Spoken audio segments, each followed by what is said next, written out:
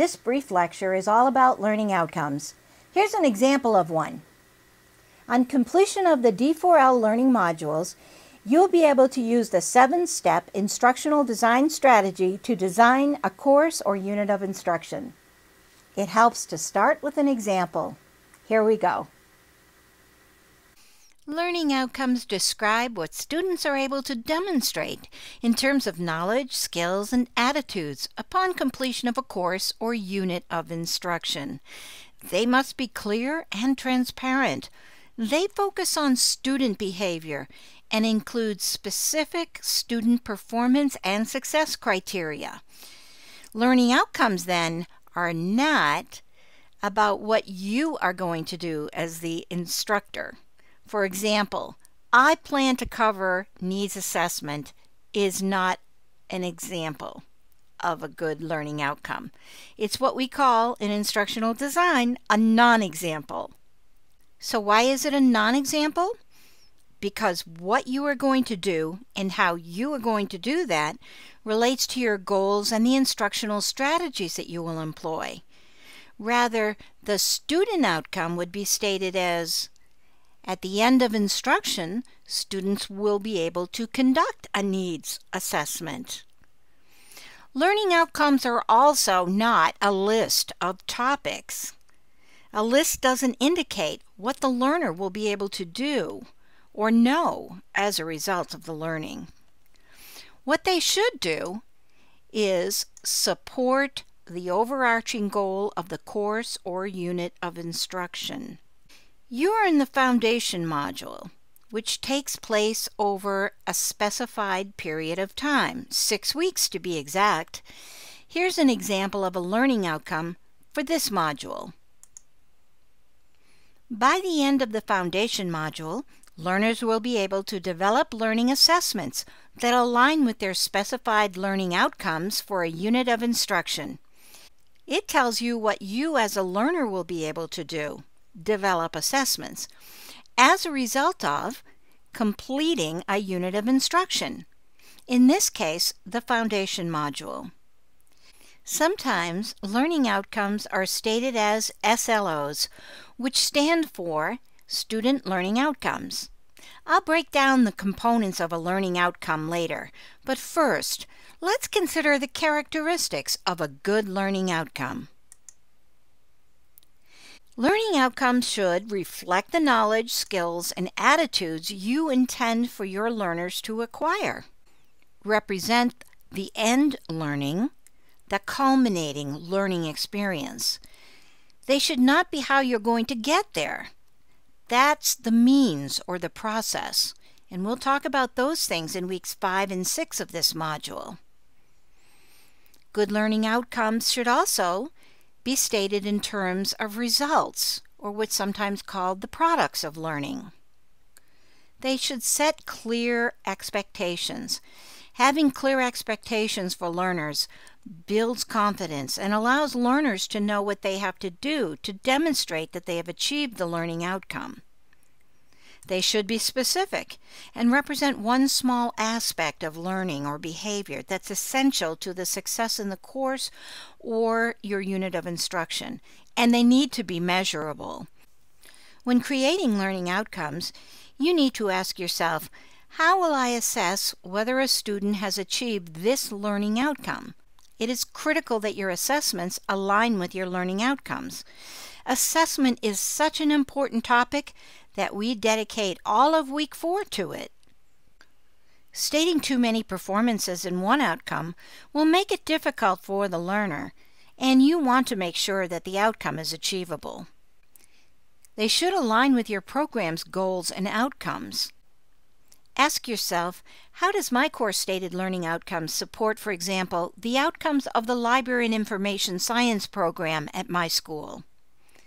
An easy-to-remember mnemonic acronym for writing learning outcomes is SMART. SMART stands for specific, measurable, achievable, realistic and relevant, and time-bound. Why are learning outcomes important? They are important because clearly defined learning outcomes form the foundation for planning pre-instructional activities and instructional strategies, for planning motivational strategies as well, and for creating assessments. Good learning outcomes also enable students to articulate what they are learning. And once again, having clear expectations builds confidence in your learners. Now let's take a look at the components of learning outcomes, or student learning outcomes, if you wish. In a nutshell, there are three main components of a learning outcome. They are the action verb, the learning statement, and the criterion, or the conditions for the performance demonstration. Sometimes they also include the degree or standard for the minimum acceptable performance, such as the percent of accuracy that would be acceptable for a knowledge test. Let's take a look at the components of a learning outcome for students being trained to utilize technology to demonstrate the use of databases. The action word here is produces. The learning statement is tutorial on searching a database. And the criterion is that the student must be using screencasting software to produce the tutorial. Now that we have the basic components, let's make it a really smart outcome by adding the time element. At the end of the technology unit, students will be able to produce a tutorial on searching a database using screencasting software. Often, outcomes are not specific enough without performance elements or learning targets. That means drilling down and developing learning targets that are even more specific and indicative of moving towards the intended learning outcome, and may happen in a single instructional session as opposed to a longer period of instruction. These targets or indicators can be tied to the activities that you have learners engage in on the route to achieving the learning outcomes. Let's look at some characteristics of learning targets. Learning targets are derived from learning outcomes, and that makes sense, doesn't it? They frame a lesson, but from the student point of view. They're friendly statements and developmentally appropriate. They are shared with students, and they are used by students to articulate their understanding.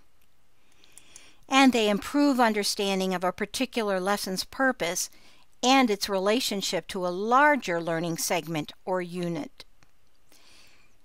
Learning targets are often presented as I can statements. In this section, I'll focus more on K-12 examples for learning targets, although you may need to establish learning targets for older learners too. Standards such as the Common Core help us when creating learning outcomes for our students in grades K-12. Here's an example of a 9th grade Language Arts Common Core standard for reading literature. Determine a theme or central idea of a text and analyze in detail its development over the course of the text, including how it emerges and is shaped and refined by specific details. Provide an objective summary of the text. You would need to take the standard and develop several learning outcomes from it. More importantly, you will need to develop learning targets that can be readily understood by your K-12 students. Learning outcomes written in instructor language don't communicate well to your K-12 students. It's going to take 3 learning targets to do this, and they're going to be expressed as I can statements. I can determine the theme or central idea of a literary text. I can analyze the development of the theme or central idea over the course of the text, how it emerges and is shaped and is refined by details. I can objectively summarize a literary text. Now let's try one more example. And this time, our example will be for younger learners. This is one of the reading literature standards for grade 2. What should students be able to do? Recount stories, including fables and folk tales, from diverse cultures, and determine their central message, lesson, or moral. One of the learning targets for this standard would be, I can tell the central message of a story. That would not be the only learning target, by the way. There would be others. And you might notice that at the bottom of the screen, I have the corresponding college and career readiness anchor standard, and that is determine central ideas or themes of a test and analyze their development. Summarize the key supporting details and ideas. Learning taxonomies are helpful in creating learning outcomes, and Bloom's taxonomy of the cognitive domain is the best known of these. In the second part of this week's instruction, we'll explore how this taxonomy can help you as you create learning outcomes and assessments. But first, check your understanding with a couple of the Challenge Yourself questions.